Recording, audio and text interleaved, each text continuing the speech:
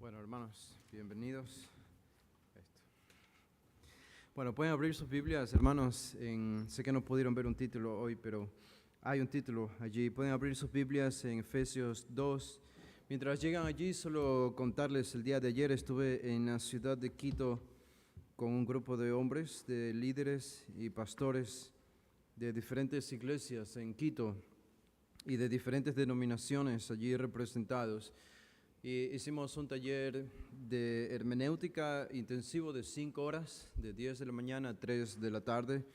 Tuvimos un excelente tiempo con estos hombres que no conocíamos antes, solo los habíamos visto en el simposio que hicimos hace algunas semanas allá en Quito, y ahora ellos han demostrado un deseo de estudiar, de unirse a nosotros en nuestro instituto, en LAPEX, para comenzar a estudiar, y eso nos motiva bastante porque vemos el hambre espiritual y el deseo que ellos tienen de prepararse, entrenarse para predicar expositivamente la palabra del Señor. Habían allí algunos de iglesias presbiterianas, reformadas o bautistas, o iglesias compuestas mayormente por indígenas y representados de todas las iglesias diversas. Así que oren por este grupo de hombres, de hermanos, que Dios mediante van a comenzar a prepararse desde este próximo semestre en el Instituto del LAPEX, y que el Señor siga expandiendo la influencia en la sierra, como vemos que hay bastante receptividad en esta área o esta región del Ecuador. Así que damos gracias a Dios por eso. Bueno, ahora sí, hermanos, en Efesios, el capítulo 2, habíamos comenzado una miniserie allí que hoy lo vamos a terminar para buena noticia de ustedes. Y a esta miniserie la habíamos llamado Diversidad, no uniformidad en el pueblo de Dios. Yo no sé si ustedes realmente han entendido lo que he querido decir en las dos últimas predicaciones en este tema o en Efesios 2, o cuál es la razón. O la razón, para decirlo de manera directa y tratar de hacerlo claro, es que ustedes saben que existe una gran confusión el día de hoy acerca de cómo nosotros deberíamos ver a la iglesia o ver al pueblo de Israel. Y es muy marcado el énfasis en no pocas iglesias de que Israel ya no es el pueblo de Dios y que ahora nosotros como iglesia somos el pueblo de Dios. Y si ahora nosotros somos el pueblo de Dios, algunos se llaman a la iglesia el Israel espiritual o el nuevo Israel. Si esto es así, entonces Dios ya no tiene un futuro para Israel. Ya no hay promesas que Él va a cumplir para los judíos étnicos, físicos, que hoy están en Israel y en todos los lugares del mundo, y no debemos esperar por profecías que vayan a cumplirse con ellos en el futuro, porque Dios ya no va a obrar por medio de esta nación. Ahora nosotros, los gentiles, somos el pueblo de Dios junto a judíos que lleguen a la salvación, pero es la iglesia, el énfasis en la iglesia, no ya más Israel. Y ustedes se pueden preguntar, bueno, ¿cuál sería uno de los fundamentos bíblicos o razones bíblicas o argumentos de por qué hay muchos hermanos queridos nuestros que enseñan esto? Bueno, uno de esos fundamentos, quizá el más importante, lo encuentran en este pasaje de Efesios 2, 11 al 22. Así que si ustedes quieren estar fundamentados en por qué nosotros como iglesia no creemos lo que ellos creen, es decir, sí creemos que Dios tiene un futuro para Israel, es importante que miren detenidamente a este capítulo 2 de Efesios, versículos 11 al 22, y lo que Pablo realmente dice aquí. Ahora, yo creo que ustedes leyendo este pasaje quizá pueden darse cuenta por qué alguien diría lo que ellos dicen, de que nosotros hemos reemplazado a Israel. Dios ya no tiene en cuenta a Israel, sino a judíos salvos y gentiles salvos, pero solo en la iglesia, la iglesia. Bueno, déjenme refrescar su memoria. Noten ahí en el versículo 11, Efesios 12, versículo 11, dice: por tanto, acordaos de que en otro tiempo vosotros, los gentiles en cuanto a la carne, erais llamados sin circuncisión por la llamada circuncisión hecha con mano en la carne. En aquel tiempo estabais sin Cristo, alejados de la ciudadanía de Israel y ajenos a los pactos de la promesa, sin esperanza y sin Dios en el mundo. Esto eran ustedes los gentiles antes. Pero ahora, versículo 13, en Cristo Jesús, vosotros que en otro tiempo estabais lejos, habéis sido hechos cercanos por la sangre de Cristo. Y ellos dirían cercanos a Israel, es decir, ahora somos Israel. Antes estábamos lejos, ahora estamos cerca. Estábamos lejos de la ciudadanía de Israel, dice el versículo 12.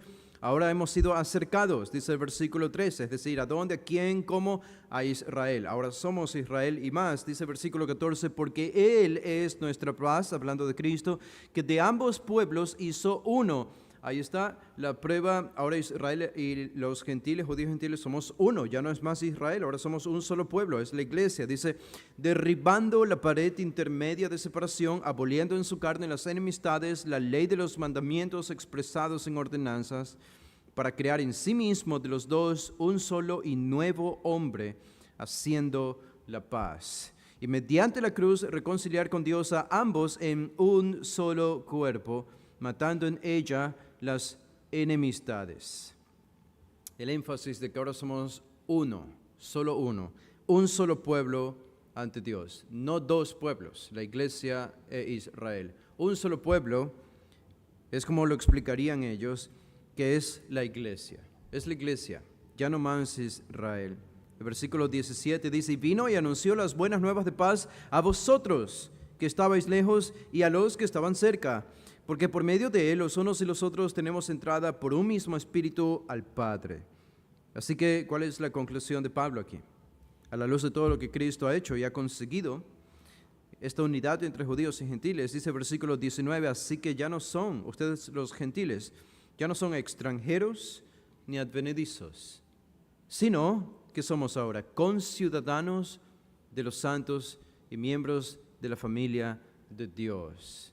Ahí está la prueba también, dirían ellos, ahora somos conciudadanos, es decir, de Israel, somos israelitas, somos el nuevo Israel.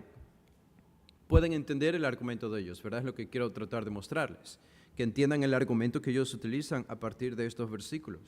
El versículo 20 dice, edificado sobre el fundamento de los apóstoles y profetas, siendo la principal piedra del ángulo Jesucristo mismo, en quien todo el edificio bien coordinado va creciendo para ser un templo santo en el Señor. Un templo santo en el Señor, que es la iglesia, judíos y gentiles. Ya no más Israel, añadirían ellos, en quien vosotros también sois juntamente edificados para morada de Dios en el Espíritu.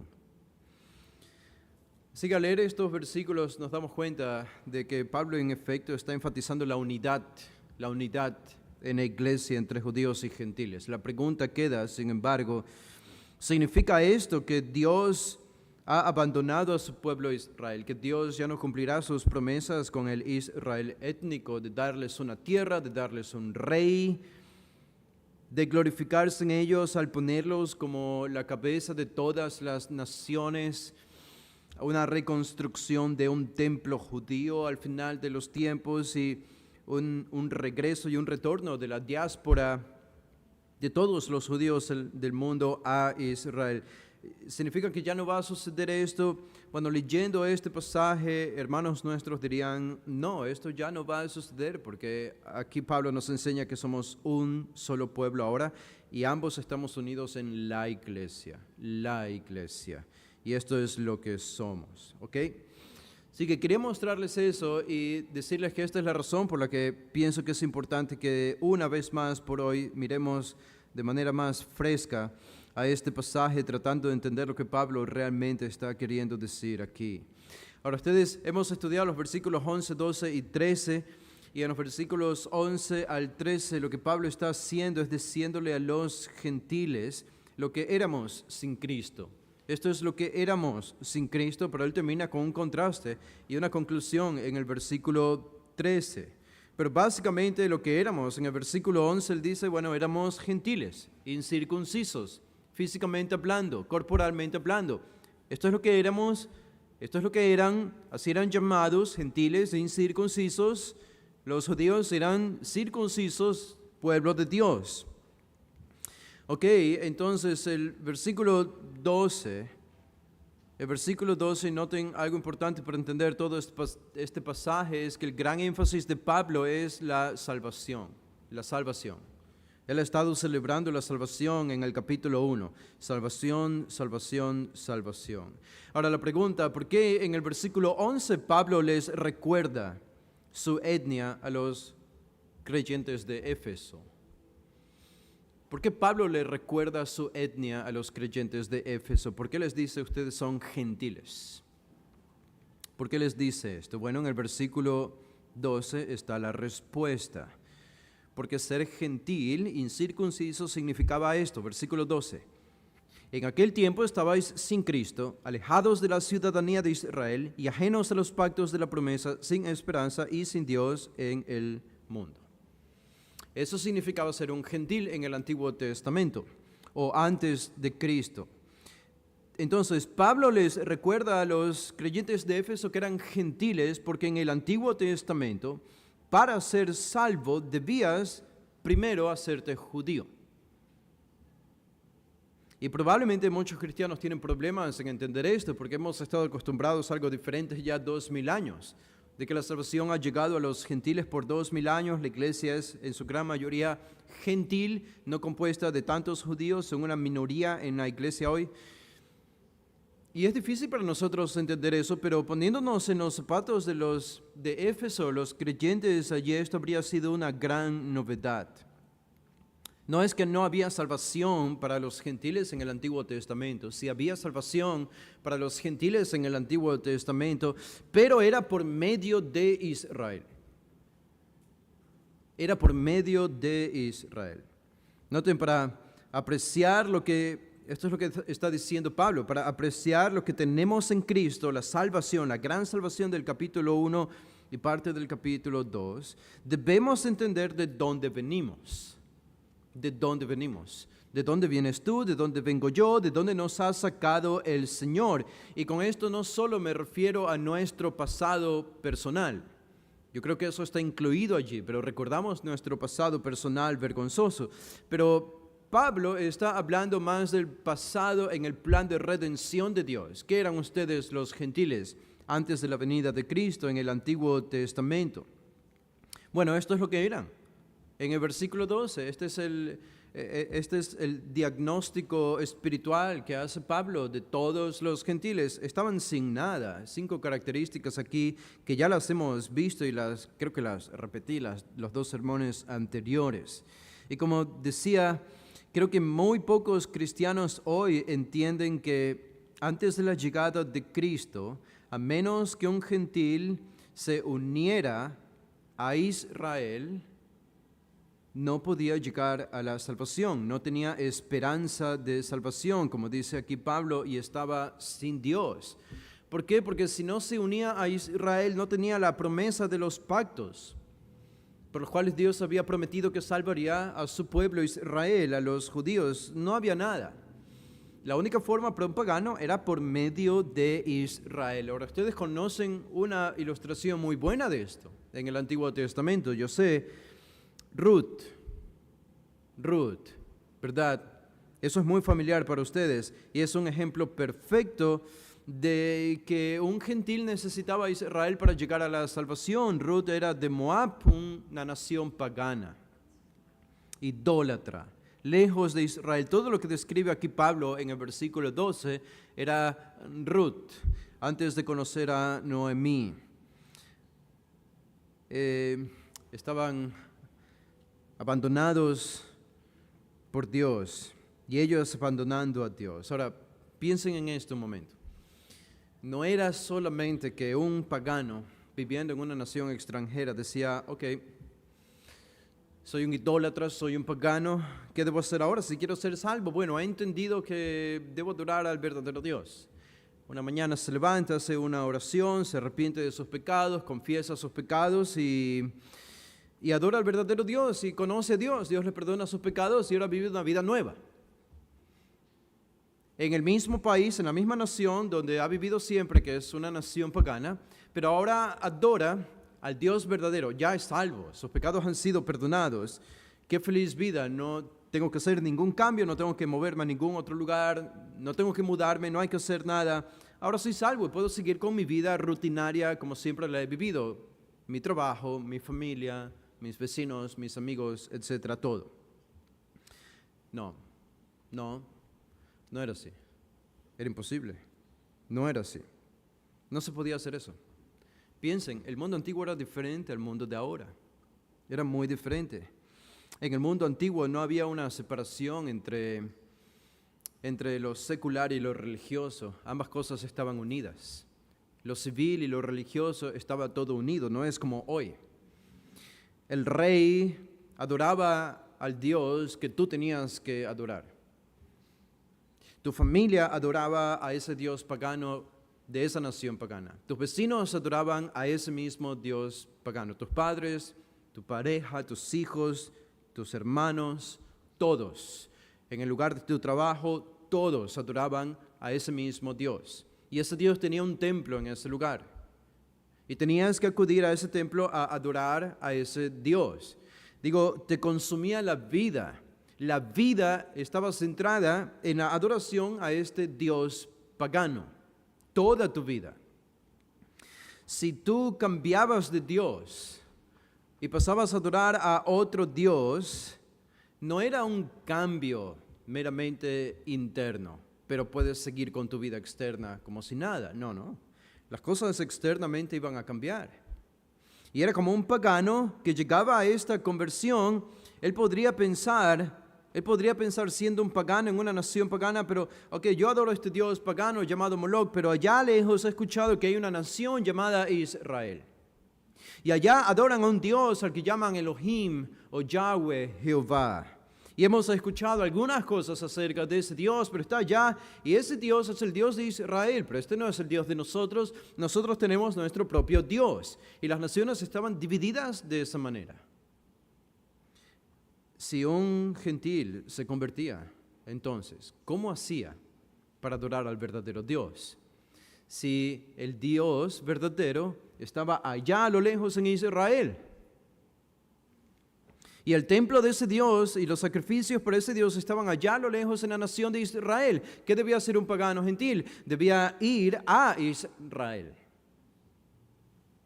Y abandonar, ya sea temporal o permanentemente, su estilo de vida en la nación pagana donde él vivía. Iba a recibir ostracismo, iba a ser marginado porque habría sido el único bicho raro que no hacía lo que todo el mundo hacía en la ciudad donde él vivía.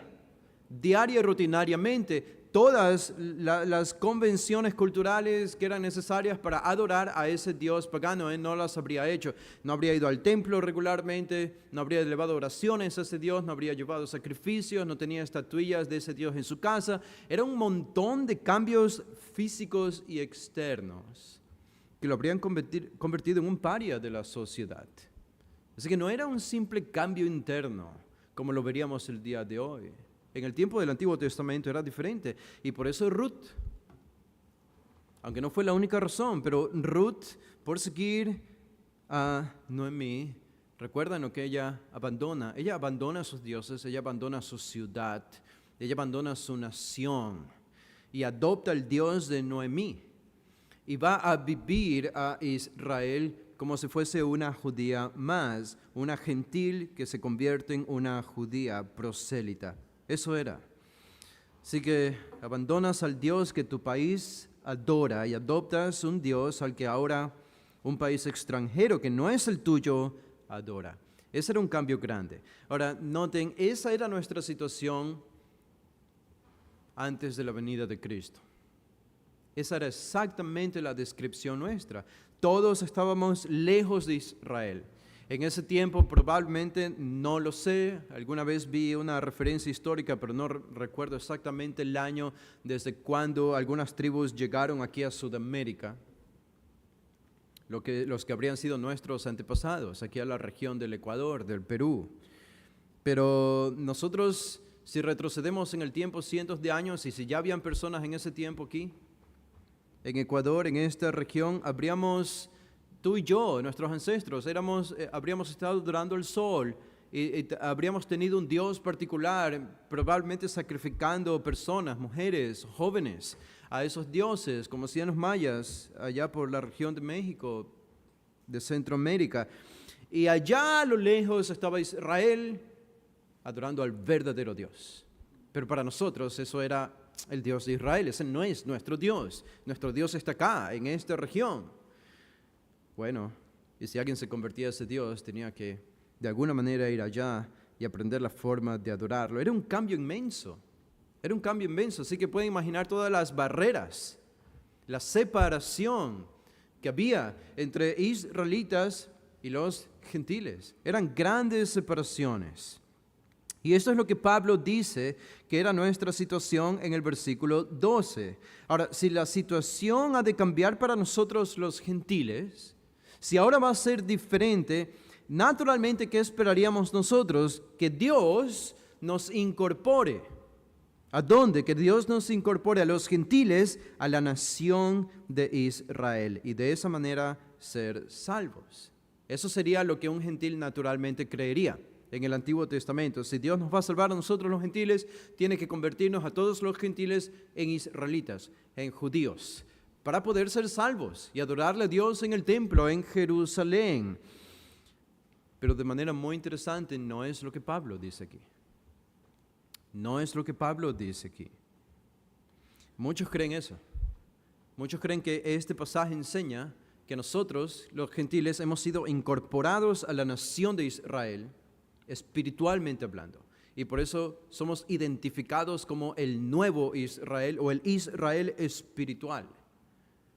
Así lo explicarían ellos. Pero Pablo está diciendo que el gran cambio que Dios ha obrado ahora para salvarnos a nosotros implica que hemos sido incorporados en la nación de Israel para identificarnos como Israel. ¿Es eso lo que está diciendo Pablo? Cuando Pablo hace el gran contraste en el versículo 13, Pablo no dice que ahora los gentiles somos salvos al convertirnos en el nuevo Israel. ¿Es eso lo que dice Pablo? Noten el vocabulario que usa. Y el vocabulario que usa en todo este pasaje, él utiliza las palabras con mucho cuidado. Y yo les aseguro, en ninguna de estas palabras que Pablo usa, él nos identifica a nosotros los gentiles como Israel. Pablo nunca hace eso. Incluso se cuida de no hacer eso. ¿Y qué dice en el versículo 3? En cambio, él dice, pero ahora en Cristo Jesús, ustedes que en otro tiempo estaban lejos, han sido hechos cercanos por la sangre de Cristo. Pablo, en lugar de decir que ahora nosotros somos Israel, dice algo muy diferente. Alguien podría decir parecido, diferente. Simplemente usa la imagen de antes estábamos lejos, ahora estamos cerca. Ese es el gran cambio. Ese es el gran contraste. Estábamos lejos y ahora estamos cerca. Ecuador está muy lejos de Israel. Y por lo tanto, esa era la distancia, físicamente hablando, entre nosotros y Dios. Muy lejos, muy lejos. Una especie de figura de nuestra separación espiritual también con Dios. Pero ahora Pablo está diciendo, ahora han sido hechos cercanos, ya no están lejos, ahora están cerca. Si son gentiles que han llegado a la salvación.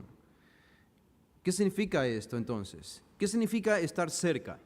¿Cerca de qué? ¿Cerca de quién? ¿Qué es lo que Pablo dice aquí? Bueno, algunos podrían decir, bueno, cerca de Cristo. Sin embargo, por el contexto, no es lo que Pablo dice, no es cerca de Cristo, porque al final del versículo 3, él dice, por la sangre de Cristo. ¿Notan? Es decir, hemos sido acercados a algo o a alguien por medio de la obra de Cristo en la cruz, pero no es cercados a Cristo, sino por medio de Cristo. Entonces, ¿a quién hemos sido acercados? Por medio de Cristo. ¿O a qué hemos sido acercados? Es algo más, es algo diferente. Ahora, yo quiero en este momento que vayan a un pasaje, lo voy a leer brevemente y voy a leer algunas referencias allí, en otros pasajes que creo que es importante entender. Vayan a Romanos el capítulo 11. Romanos el capítulo 11. Observen el versículo 7. En este pasaje Pablo está discutiendo el plan de Dios para Israel y el plan de Dios para la iglesia, cómo son distintos y diferentes. Pero en este versículo 7 Pablo dice algo interesante, utilizando la imagen de un árbol de olivo, una planta de olivo o árbol de olivo que era tan popular allá en Israel. Y Pablo usa esa misma imagen y él dice esto, hablando de judíos y de gentiles, de Israel y de los gentiles o la iglesia. Él dice en el versículo 7, ¿qué pues? Romanos 11:7, ¿qué pues? Lo que buscaba Israel no lo ha alcanzado, pero los escogidos sí lo han alcanzado y los demás fueron endurecidos. Esa es una referencia a Israel, ¿ok? A los judíos. Y Pablo está diciendo simplemente allí que Israel como nación no ha llegado a la salvación todavía, no ha llegado a la salvación, no han alcanzado, pero algunos sí. Los escogidos dentro de Israel sí han llegado a la salvación, pero el resto de la nación han sido endurecidos y permanecen en dureza, y Pablo sigue diciendo eso en los siguientes versículos. Pero noten el versículo 16, avancen al versículo 16.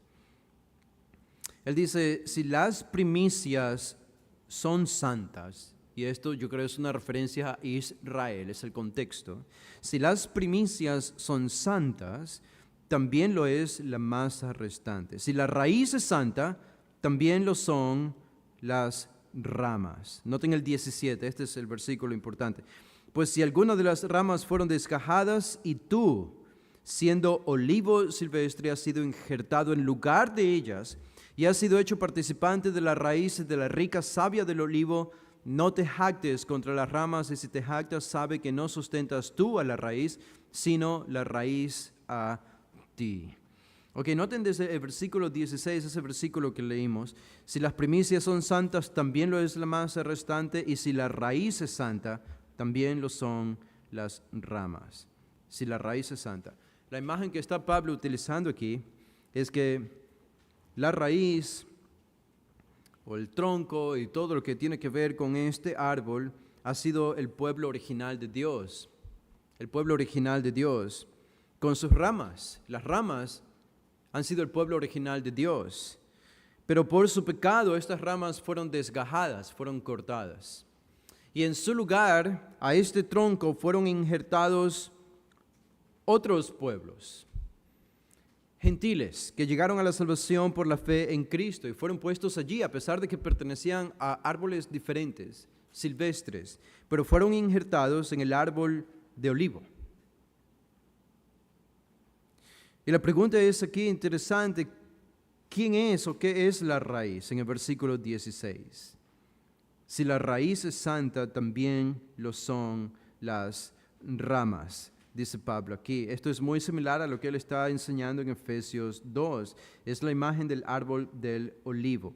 En el Antiguo Testamento, no voy a leer esto por falta de tiempo, pero en el Antiguo Testamento el árbol de olivo se asemejaba o se comparaba a Israel.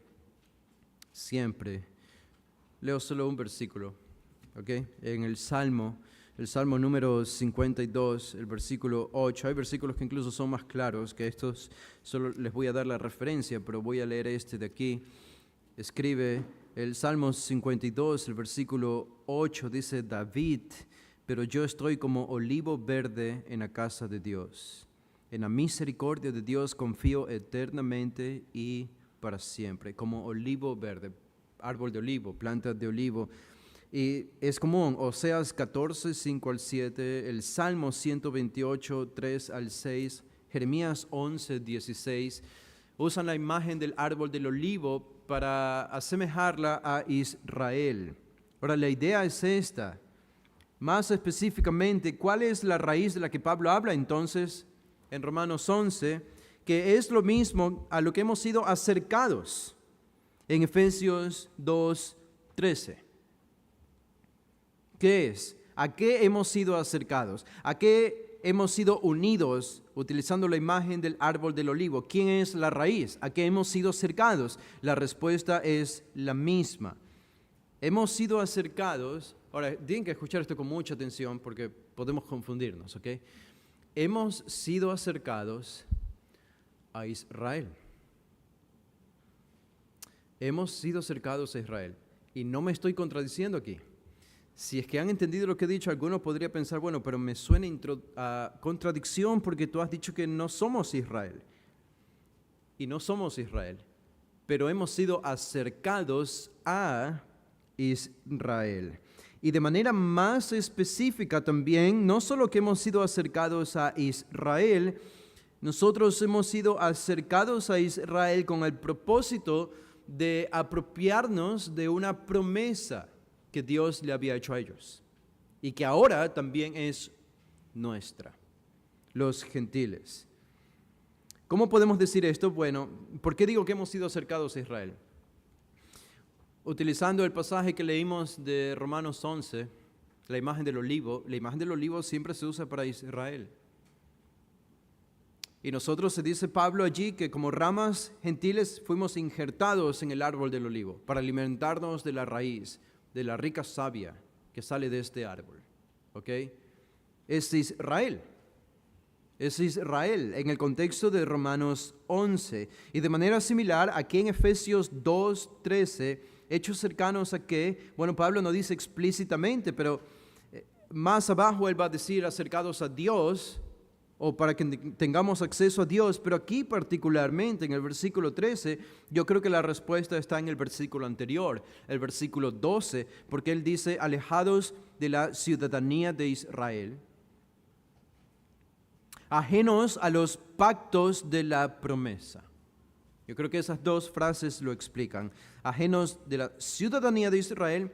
¿Qué significa estar lejos de la ciudadanía de Israel? Es no tener los pactos de la promesa. Y si no tienes los pactos de la promesa, no puedes ser salvo. ¿Y cuál es esta promesa? ¿De qué pacto está hablando Pablo aquí? Bueno, yo creo que de todos los pactos del Antiguo Testamento, el pacto que Dios hizo con Abraham, con Moisés, no con Moisés, perdón, sino con Abraham, con David y el nuevo pacto. Esos son los pactos en plural. ¿Y cuál es la promesa? La promesa es la promesa que Dios le hizo a Abraham. La promesa que Dios le hizo a Abraham.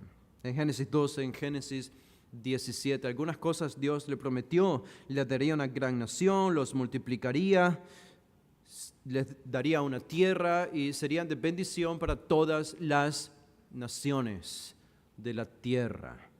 Esa es la promesa de la que ahora nosotros nos apropiamos, es la bendición de Abraham.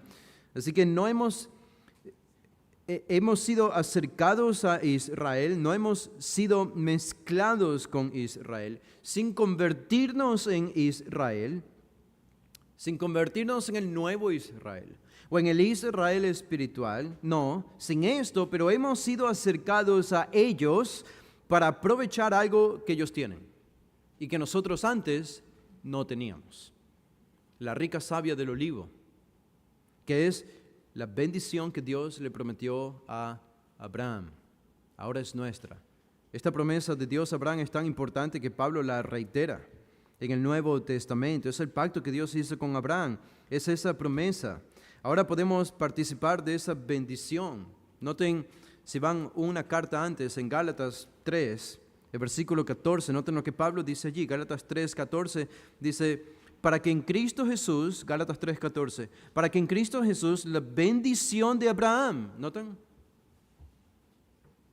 la bendición de Abraham alcanzase a los gentiles, a fin de que por la fe recibiésemos la promesa del Espíritu. Cuando Pablo habla de promesa en Efesios 2, yo creo que es una referencia a la promesa que Dios le hizo a Abraham. Esta es una promesa que aparece cuando Dios hace el pacto con Abraham. Esa promesa de Abraham aparece de nuevo cuando Dios hace el pacto con David. Y esa promesa de Abraham aparece de nuevo cuando Dios hace el nuevo pacto en Jeremías y en Ezequiel. Y es un pacto muy importante. Es un pacto que no solemos mirar con detenimiento, el pacto que Dios hizo con Abraham. Pero quizás solo para darles una referencia gráfica de lo que Dios estaba haciendo allí. ¿Se acuerdan cuando Dios le ordenó a Abraham cortar los animales en dos? Los partió en dos. ¿Qué estaba haciendo Dios allí? ¿Por qué los animales eran partidos en dos? Y es en este contexto que Dios le hace la promesa a Abraham.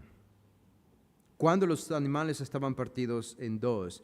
¿Y qué le dice Dios a Abraham allí? Bueno, lo natural era que un pacto siempre era hecho entre dos personas. Cada parte llevaba una promesa hacia la otra persona y ambos debían cumplirla. Y partían animales por dos, en dos, los partían con el propósito de simbolizar las consecuencias negativas que le esperaba a alguna de las dos partes si es que no cumplían su parte del pacto, si es que no cumplían con su promesa. Y es en este contexto que Dios hace esta promesa a Abraham y le reitera algunas cosas que ya había dicho en el capítulo 12. Básicamente Dios le está diciendo a Abraham, si yo no cumplo todo lo que yo te he dicho, yo voy a quedarme o voy a convertirme como en uno de estos animales. Voy a ser partido en dos.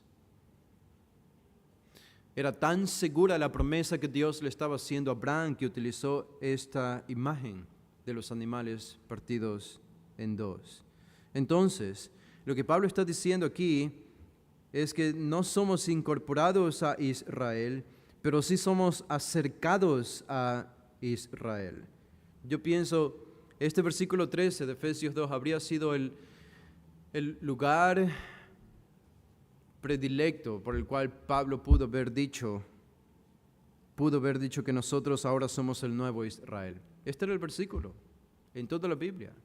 Si realmente nosotros hemos reemplazado a Israel, o si realmente la iglesia ha cumplido todas las promesas espiritualmente de Israel en el Antiguo Testamento, Pablo lo debió haber dicho aquí. Pero en lugar de decir que somos Israel, noten, él simplemente dice hemos sido acercados a Israel. Acercados a ellos son dos cosas diferentes, no son dos sinónimos, no es lo mismo. Y cuando Pablo piensa que hemos sido acercados a Israel, ¿en qué está pensando? No está pensando en el Israel incrédulo. Pablo está pensando en el Israel creyente, es decir, en los judíos que creen. Él está pensando en el remanente de judíos que sí han creído. Y hemos sido acercados a ellos para que junto a ellos nos beneficiemos de la bendición que Dios le prometió a Abraham, que originalmente les pertenece a ellos. Y Pablo está diciendo en este pasaje, dice, esto es la iglesia. Esta es la definición de la iglesia. Ahora, hermanos, para mí esto es muy esclarecedor. Me ilumina bastante, incluso para entender mejor lo que es la iglesia.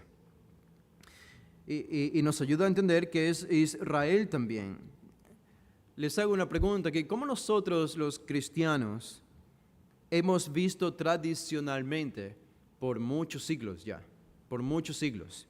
¿Cómo hemos visto nosotros los cristianos a los judíos inconversos? ¿Cómo vemos nosotros a los judíos inconversos? Bueno, decimos, si un judío se convierte, si cree en Jesús, ¿qué decimos? Y siempre casi se ha dicho, tiene que abandonar su judaísmo. Tiene que abandonar su judaísmo y venir a la iglesia y adorar a Dios como un gentil. Y queremos que el judío viva como un gentil. Tiene que adorar a Dios como un gentil, como nosotros lo adoramos aquí en la iglesia, si un judío llega a convertirse. La pregunta ¿es esto lo que la Biblia enseña? A la luz de lo que estamos viendo aquí y lo que Pablo está enseñando acá, la Biblia, yo creo, enseña incluso casi lo contrario. No estoy diciendo que ahora nosotros los gentiles debemos vivir como judíos, no. El problema del judaizante fue muy claro en la carta a los Gálatas, en Hebreos, y Pablo advierte contra eso, que pervertía el evangelio. Pero piensen en esto. ¿Quién es el Señor de la iglesia, la cabeza de la iglesia? ¿Quién es la cabeza de la iglesia? es Cristo. La cabeza de la iglesia es un judío. ¿O no? La cabeza de la iglesia es un judío. El nombre Cristo, algunos de ustedes dijeron Cristo, el nombre Cristo en realidad es el título griego del título original hebreo, que es Mesías, Meshiach. Y esa palabra Mesías indicaba o hace alusión al descendiente de David. Es un título hebreo que hace alusión al descendiente de David que va a reinar sobre Israel y sobre el mundo entero.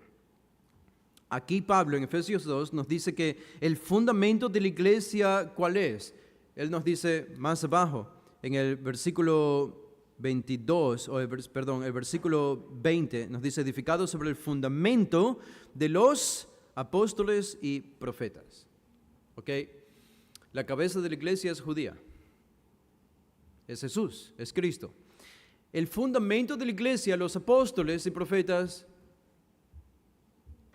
judíos. Los 12 apóstoles fueron judíos. Tenemos entonces que nuestra cabeza es judía, el fundamento de nuestra iglesia, que ya no puede ser cambiado, es un fundamento de etnia judía también. Y por eso podemos entender, los primeros creyentes en la vida de la iglesia eran todos judíos. En el libro de Hechos, ¿verdad? Cuando Pedro predica, se convierten en 3,000 judíos, después 5,000 más, son judíos. La iglesia empezó siendo judía y de allí que en el libro de Hechos vemos esta transición a la salvación a los gentiles y cómo les costó a los judíos reconocer eso, porque hasta ahora la salvación era solamente para Israel y ahora incluso en Cristo eran solo los judíos los que estaban llegando a la salvación y eso le costó aceptar y entender a muchos judíos. Ahora, esto es muy interesante y por eso debemos entenderlo. Entonces, cuando pensamos en esto, no es que nosotros debemos esperar que si un judío se convierte, debe abandonar su judaísmo para vivir como un gentil. Yo no veo que eso es lo que Pablo está enfatizando aquí. Él está diciendo lo opuesto. Cuando un gentil pagano se convierte a Cristo, él es acercado a Israel. No para vivir como un judío vive, no necesariamente, pero hemos sido acercados a Israel para aprovechar una promesa que Dios le ha hecho a ellos en el Antiguo Testamento y juntos ahora en la iglesia adorar al Señor. Yo creo que esto, al menos personalmente, cambia un poco la perspectiva de cómo veo incluso la iglesia, cómo vemos la iglesia. Hemos tenido la tendencia de ver a la iglesia netamente como un movimiento gentil, aunque cierto es que hoy en su gran mayoría es gentil la iglesia, pero tanto su cabeza como su fundamento es gentil, y ¿quién ha sido acercado a quién? No son los judíos que han sido acercados a los gentiles, sino los gentiles a los judíos, porque la promesa es de ellos, el Mesías es de ellos, los apóstoles son de ellos, y el futuro líder mundial y universal es de ellos, que es Cristo. Y ahora Pablo sigue diciendo que en lo que Cristo ha hecho, desde el versículo 14 en adelante, en lo que Cristo ha hecho, Pablo amplía esto de ser hechos cercanos. Noten el versículo 14. Dice, ¿qué significa haber sido acercados a ellos, los gentiles a los judíos? Versículo 14, porque Él es nuestra paz, que de ambos pueblos hizo uno. La palabra pueblos no aparece en el idioma original. No digo que está mal necesariamente, pero simplemente Pablo dice que de ambos hizo uno. De ambos hizo uno. ¿Cómo? Derribando la pared intermedia de separación. Así que hemos sido acercados como rompiendo la barrera que antes nos separaba. Se ha roto esta barrera, derribando la pared intermedia. Ahora somos un pueblo. ¿Qué significa esto? Que ahora nosotros somos Israel. No es lo que Pablo dice aquí. Él dice que nos acercamos a ellos, a los judíos creyentes, para junto a los judíos creyentes somos considerados un solo cuerpo o uno solo para adorar juntos al Señor. Eso es diferente y la barrera ha sido derribada. Es lo que Pablo dice en este versículo 14. El asunto aquí es la salvación. Es la salvación. Note, no es que ahora cuando un judío se convierte de nuevo, no es que cuando un judío se convierte, él debe verse como nosotros, o debe vivir como nosotros, o debe unirse a nosotros, a la iglesia gentil. Es que ahora cuando un gentil se convierte, nosotros hemos sido unidos a ellos. Nosotros hemos sido llevados a ellos. Eso es muy diferente. Y eso ha sido hecho por medio de Cristo en la iglesia. En la iglesia para apropiarnos de la bendición que Dios le hizo a Abraham, la promesa, que es de ellos originalmente también. Así que nosotros nos unimos a los judíos, no ellos a nosotros. Nos hemos unido los gentiles al remanente de judíos salvos en la iglesia. En un sentido, nosotros somos el fruto espiritual de Israel. Somos el fruto espiritual de Israel. Así que, ¿cómo hemos sido acercados? Rompiendo la barrera que antes nos separaba. ¿Cuál es esa barrera? Probablemente en el versículo 15 Pablo menciona cuál es esa barrera. En el versículo 15 y añade otra característica más de cómo hemos sido acercados a los judíos. En la iglesia, dice en el 15, aboliendo en su carne las enemistades, la ley de los mandamientos expresados en ordenanzas, para crear en sí mismo de los dos un solo y nuevo hombre, haciendo la paz. ¿Cómo más hemos sido acercados? Bueno, hemos sido acercados Dios creando una nueva entidad, un nuevo hombre. Note, muy interesante, Pablo no dice aquí que hemos sido acercados convirtiéndonos en Israel, no identifica a los gentiles como los nuevos israelitas. Él dice un nuevo hombre. No sé por qué es difícil para muchos entender esto, pero un nuevo hombre no es lo mismo que convertirse en judío o en israelita. Son dos cosas diferentes. Un nuevo hombre es diferente a convertirme en un israelita espiritual. De nuevo, son dos cosas diferentes. No somos identificados aquí como Israel, sino junto a Israel, junto a los judíos salvos, somos considerados un nuevo hombre. Ahora, cuando Pablo usa la palabra nuevo, yo creo que al usar esa palabra nuevo, neukos, él está negando que nosotros somos Israel. De hecho, él está diciendo casi explícitamente o implícitamente, él estaría diciendo, ustedes los gentiles no son Israel. ¿Por qué? Porque él dice un nuevo hombre, es decir, un nuevo hombre, esta nueva entidad que Dios ha creado en el presente, que se llama la iglesia, no existía antes. Por eso Pablo dice nuevo hombre. Pero Israel sí existía antes en el Antiguo Testamento. Por tanto, cuando Pablo dice que los dos son un nuevo hombre, no es Israel. No se nos identifica con Israel, sino una entidad nueva, una entidad que antes no existía. Y además, Israel en el Antiguo Testamento, en ningún lugar nos dice que Israel está fundada sobre apóstoles y profetas. Pero este es el fundamento de la nueva entidad que Dios ha creado, que es la iglesia. Así que nunca se dice eso de ellos en el Antiguo Testamento, es algo diferente a Israel como nación y sabemos es la iglesia. Y antes nos separaban la ley de los mandamientos expresados en ordenanzas. Yo creo que esta es una referencia a la ley mosaica. La ley mosaica. Pero la ley mosaica ya quedó cumplida en Jesús. Y por tanto, para que un gentil ahora adore a Dios, ya no tenemos que atravesar por todo el sistema mosaico y levítico para llegar a adorar a Dios. Pablo está diciendo, eso ya no existe. Un gentil ya no tiene que sujetarse a la ley mosaica para adorar a Dios. ¿Por qué? Porque Cristo ya terminó con esto, abolió esa separación, esa barrera que los separaba y ahora pueden tener acceso a Dios por medio de la fe en Cristo sin la ley de Moisés. Qué buena noticia, y esto es un solo y nuevo hombre, es decir, gentiles y judíos en la iglesia, ambos salvos, adorando a Dios. Ese es el nuevo hombre, es la identidad de la iglesia, no Israel. Muy interesante.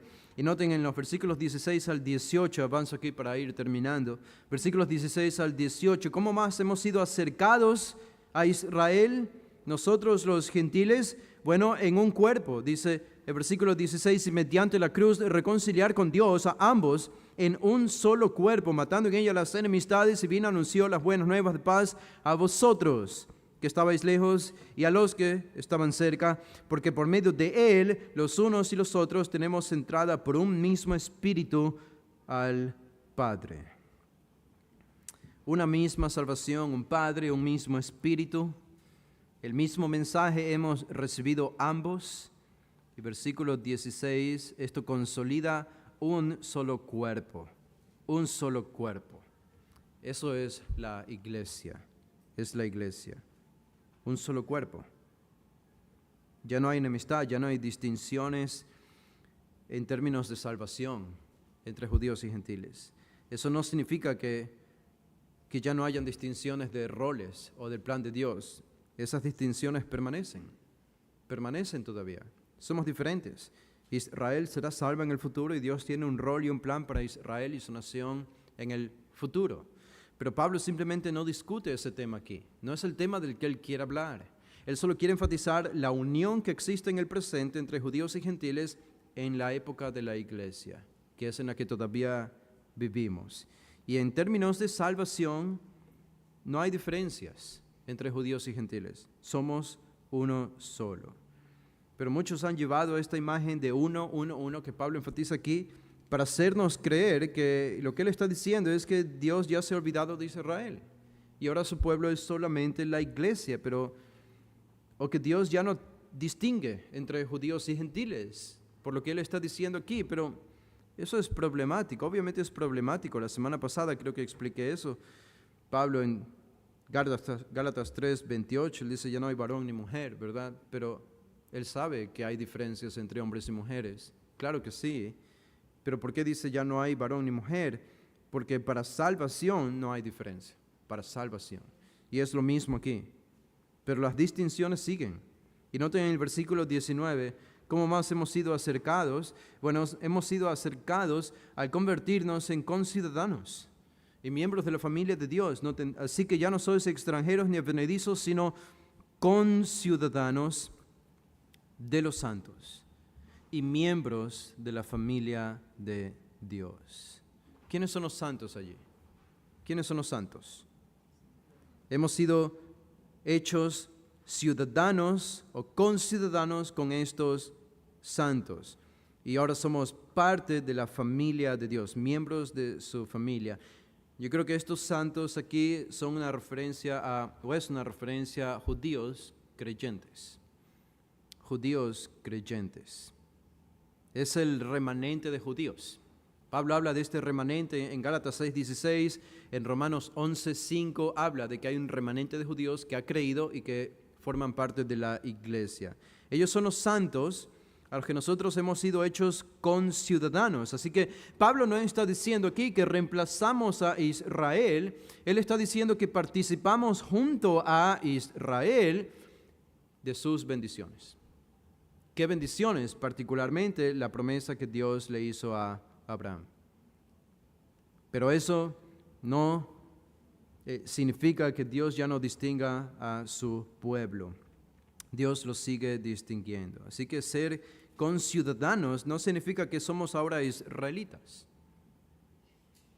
No significa que somos israelitas. Significa que por ahora participamos junto a ellos. Participamos junto a ellos de las bendiciones de Dios. Claro, hoy nosotros como creyentes gentiles recibimos el perdón de pecados. Y saben que el perdón de pecados fue una promesa que Dios le hizo a Israel en el Antiguo Testamento. Se llama el Nuevo Pacto, que reemplazó al Antiguo Pacto, que es el pacto mosaico. Así que esta promesa de perdón de pecados le pertenecía a Israel, no a nosotros. Pero ahora en la iglesia hemos aprovechado esa bendición para nosotros. ¿Por qué? Porque estamos junto a Israel, porque hemos sido acercados. Sin perder nuestra identidad, ni ellos la suya, hemos sido acercados para estar junto a ellos, formando parte de la misma familia de Dios, ahora en la iglesia. Así que la relación de los gentiles con Israel, que se acercan para participar de esa raíz de la que Pablo habla en Romanos 11. Y Pablo adelanta esto, y yo creo que, como bien decía Michael Black, estos versículos o palabras que Pablo utiliza aquí comprueban también de que él no identifica a los gentiles con Israel. No somos Israel, no somos el nuevo Israel. Ese versículo 19 cuando dice conciudadanos. El versículo 22 cuando dice en quien vosotros también sois juntamente edificados. ¿Notan? Ustedes junto a ellos, pero no mezclados como perdiendo la identidad entre gentiles y judíos. No perdiendo su identidad, no reemplazándolos a ellos, sino junto a ellos. Es decir, el ellos sigue allí. Los judíos siguen allí, siguen siendo distinguidos como judíos y como nación por Dios. Pero estamos ahora junto a ellos recibiendo esta bendición. También en el capítulo 3, noten, en el versículo 6, Pablo usa tres palabras, y demuestran lo mismo. Él dice en el versículo 6, 3:6, que los gentiles son coherederos. Heredamos junto a ellos, es lo que significa, junto a ellos. Y dice, y miembros del mismo cuerpo, de nuevo, miembros del mismo cuerpo, y de nuevo, y copartícipes de la promesa en Cristo Jesús por medio del Evangelio. Estas palabras enfatizan dos cosas: unidad sin perder distinción. Porque Pablo pudo haberlo dicho de otra manera, para explicar que nosotros ahora somos el nuevo Israel. Pero estas tres palabras que utiliza, que van con la preposición sun en griego, que es co, es decir, uno junto al otro, sin llegar a mezclarse o perder su identidad. Así que estos versículos y palabras demuestran que hemos sido unidos al verdadero Israel espiritual, que serían judíos salvos por ahora, los judíos que han llegado a la salvación y que forman parte de la iglesia, cuya cabeza es judía, cuyo fundamento es judío. Hemos sido acercados a la iglesia para recibir las bendiciones que Dios ha hecho a ellos en términos de perdón de pecados y participar junto a ellos de las promesas que Dios les ha hecho también en el futuro.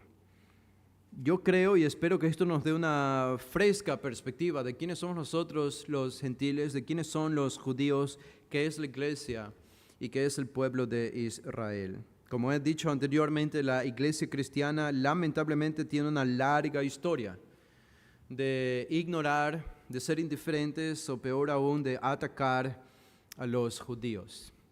Antes de 1948, cuando los judíos estaban esparcidos por todo el mundo, lo que decían los teólogos cristianos de la iglesia que tienen esta posición con la que traté de argumentar en esta tarde, ellos decían, bueno, ellos merecen ser dispersados porque ellos mataron a su Mesías y porque Dios ya los abandonó, merece que sufran lo que sufren. Ahora, escuchen eso y presten atención, porque cuando decían eso, antes de 1948, ellos estaban identificando a esos judíos con la nación de Israel que aparece en la Biblia. Por algo decían, ellos merecen lo que están sufriendo al vivir fuera de Israel porque ellos mataron a su Mesías. Así que ellos relacionaban a estos judíos modernos de los 1900 viviendo en todos los lugares, cuando no tenían nación todavía, los identificaban con la nación de Israel que aparece en la Biblia. Pero algo cambió. En 1948, cuando conforman su nación los judíos y regresa un gran número de judíos, nace el Estado de Israel. ¿Qué dicen ahora los mismos teólogos cristianos? La nación de Israel, esos judíos, no tienen nada que ver con la nación de Israel de la Biblia. No tienen nada que ver. No tienen nada que ver. Y esa es una contradicción. Esa es una inconsistencia.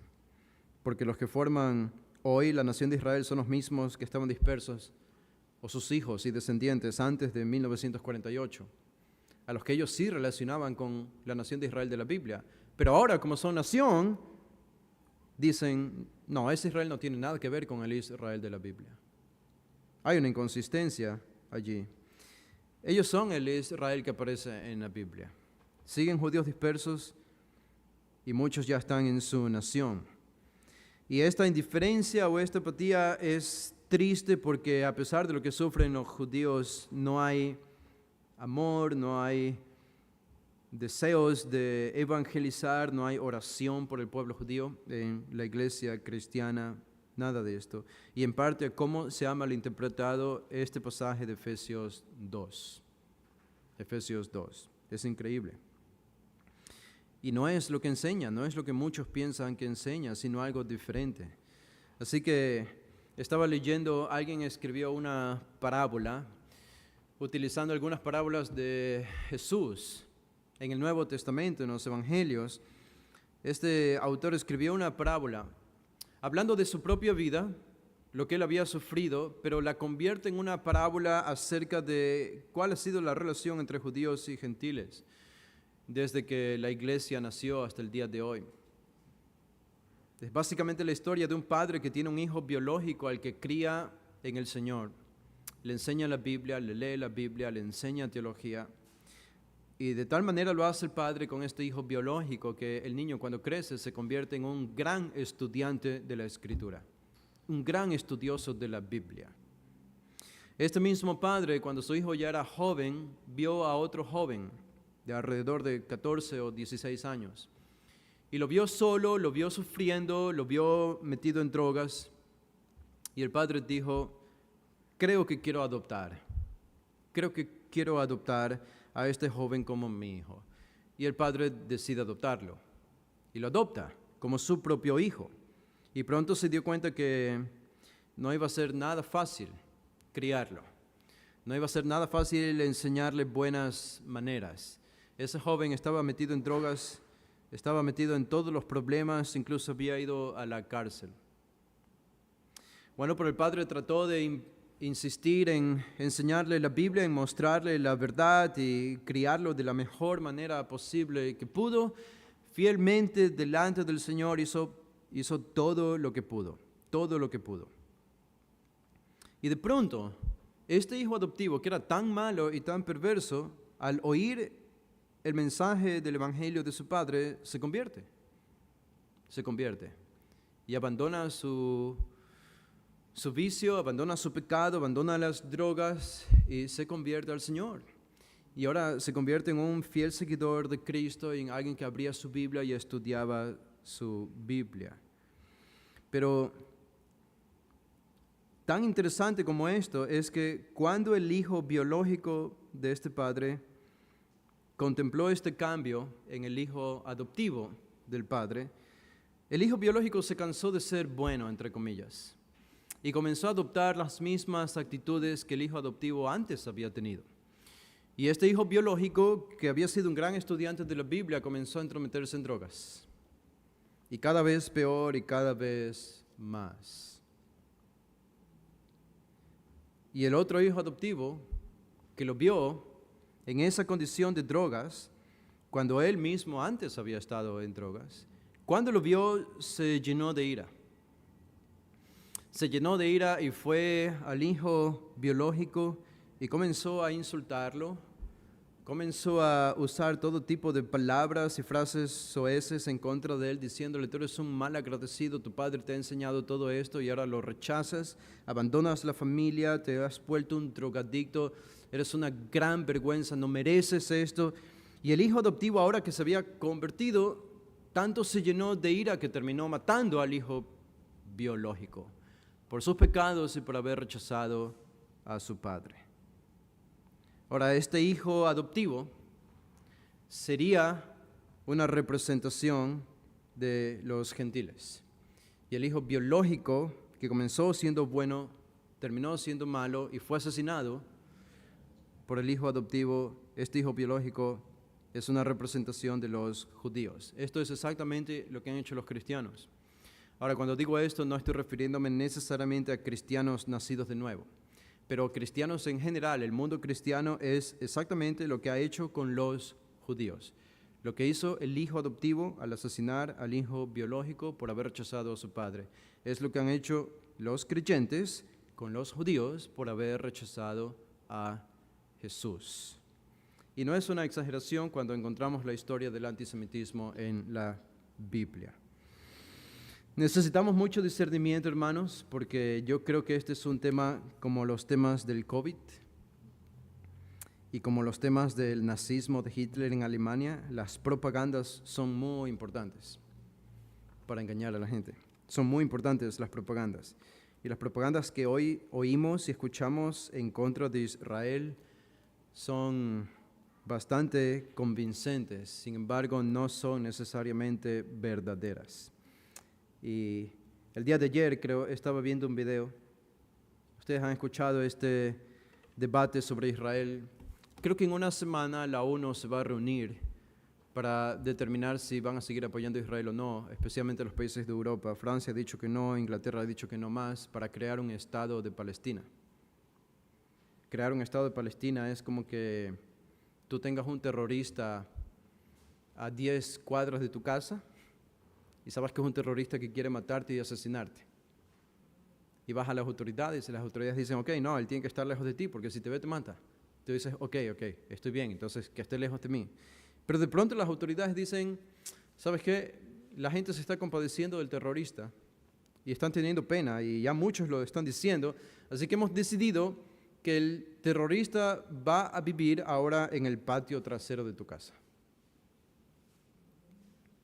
Eso es exactamente lo que van a hacer, si es que lo hacen, cuando deciden o abogan por crear un Estado palestino. Es exactamente esto. Es solamente darle soberanía a terroristas que quieren destruir a Israel, no es más que eso. Y muchos ven esto con buenos ojos. Los habitantes de Gaza son victimizados cuando realmente son víctimas de los propios terroristas que están en Gaza, que son los palestinos, no Israel. Hay mucho que decir aquí, pero no voy a hablar de eso. Yo creo que lo más importante es quedarnos con lo que Pablo dice aquí. Qué verdad más insondable, este es el gran misterio que revela el Nuevo Testamento. Yo creo que esta teología enriquece nuestra vida de tal manera que estamos agradecidos a Dios por la salvación, a pesar de estar tan lejos de Israel. Ahora tenemos acceso directo por medio de Cristo al cielo, a Dios y a todas sus promesas, a la vez que desarrolla un amor y un cuidado y un fervor por esta nación, por la que Dios va a obrar y va a salvar en el futuro. Hagamos una oración para terminar. Padre, gracias, Señor, te damos por este tiempo, por tu guía, por tu dirección. Te pedimos que nos ayudes a seguir entendiendo y a seguir profundizando en estos temas importantes, Señor, que son temas que cada vez más se vuelven casi omnipresentes en nuestra cultura, en las noticias, en las conversaciones, en los debates y controversias, en la política, en la economía. Estamos viendo en todos lados la relación de Israel con el mundo. Y saber que la Biblia tiene una respuesta para saber cómo pensar acerca de estos problemas, cómo pensar de nosotros mismos, quiénes somos realmente como iglesia, quién es tu pueblo y lo que tú vas a hacer por medio de ellos. Sigue dándonos claridad, te pedimos. Rogamos protección para tu pueblo. Rogamos que tú protejas y traigas paz a la nación de Israel, que tus promesas se cumplan lo más pronto posible con ellos en tu plan soberano, y que nos uses a nosotros como misioneros, o que envíes a otros misioneros a predicar el evangelio a judíos y a no judíos también que necesitan de la salvación. Pedimos esto en el nombre de Jesús. Amén. Pueden ponerse de pie, hermanos. Vamos a hacer una oración para despedirnos. Señor, te agradecemos por este día, por toda tu bendición y la comunión que nos permites gozar entre hermanos. Ahora que vamos a nuestros hogares, rogamos tu dirección, tu protección, y que tu palabra predicada hoy en la mañana, ahora en la tarde, more en nuestros corazones. Oramos en el nombre de tu Hijo amado. Amén.